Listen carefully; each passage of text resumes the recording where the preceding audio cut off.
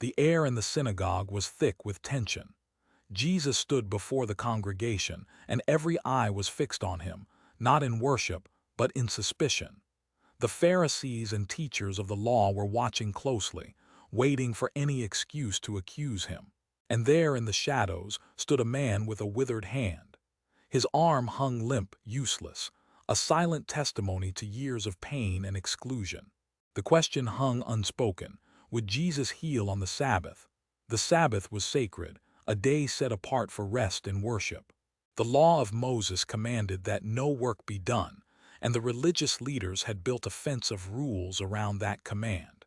Healing, they argued, was work, unless a life was in immediate danger. But this man's condition was chronic, not life-threatening. To them, he could wait one more day.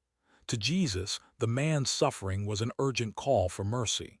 The stage was set for a confrontation between law and love. Jesus knew their thoughts.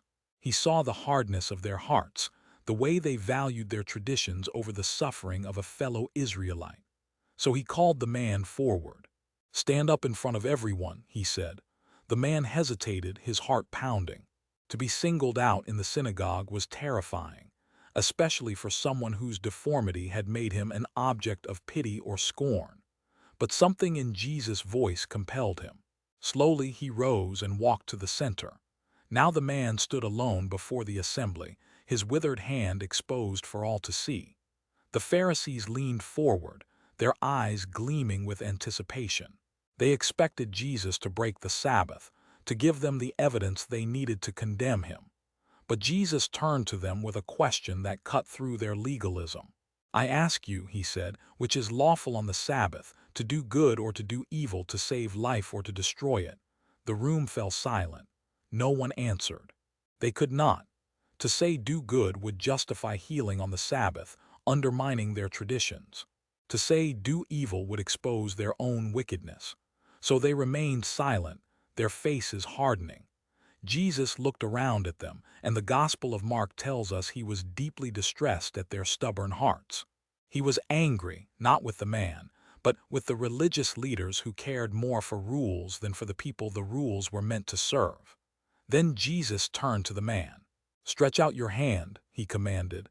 It was an impossible instruction. The man's hand was withered, atrophied, unable to move.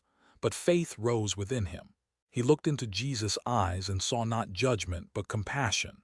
With every ounce of will, he attempted to obey. And as he stretched out his arm, something miraculous happened. The withered hand was restored, made whole, as strong and healthy as the other. Gasps echoed through the synagogue. The man flexed his fingers, staring in disbelief. Tears streamed down his face as he raised his healed hand for all to see. The crowd was amazed, but the Pharisees were furious. Instead of rejoicing at this display of God's power, they saw only a violation of their rules. Their hearts, already hardened, now turned to murderous intent. The Gospel of Mark records that they went out and began to plot with the Herodians how they might kill Jesus. The contrast could not be starker.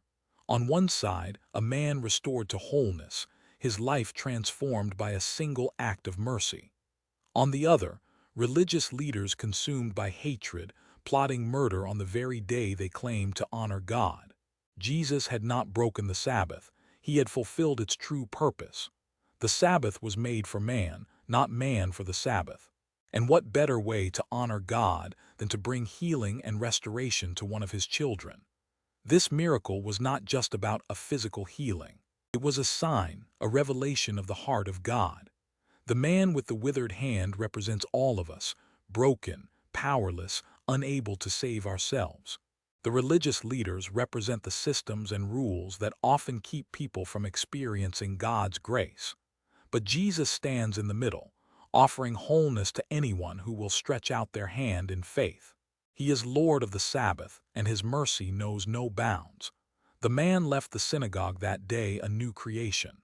His hand was healed, but more importantly, his heart was filled with faith. He had encountered the living God in the person of Jesus Christ. The Pharisees also left, but they carried with them a seed of destruction. Their refusal to see the truth would eventually lead to the cross. Yet even that dark act would become the greatest display of mercy the world has ever known. What about you? Are there areas of your life that feel withered, broken relationships, hidden sins, unfulfilled dreams? Have you been waiting for the right moment to bring them to Jesus, but the rules and expectations of others have held you back? The Sabbath healing reminds us that Jesus is never too busy, never too bound by tradition, to meet you in your need. He calls you to stretch out your hand, to take a step of faith, and to receive his restoring power. The story of the man with the withered hand is a timeless reminder that God's compassion triumphs over human tradition. Jesus did not come to abolish the law but to fulfill it, and in him, mercy and truth have met together. As you go from this place, may you carry the truth that you are deeply loved, fully known, and completely accepted in Christ. If this story has touched your heart, please subscribe to Echoes of the Covenant and share this video with someone who needs to hear it. Until next time, may the peace of Christ be with you. What did this story teach you? Share your answer below. Subscribe to Echoes of the Covenant for another timeless story of faith.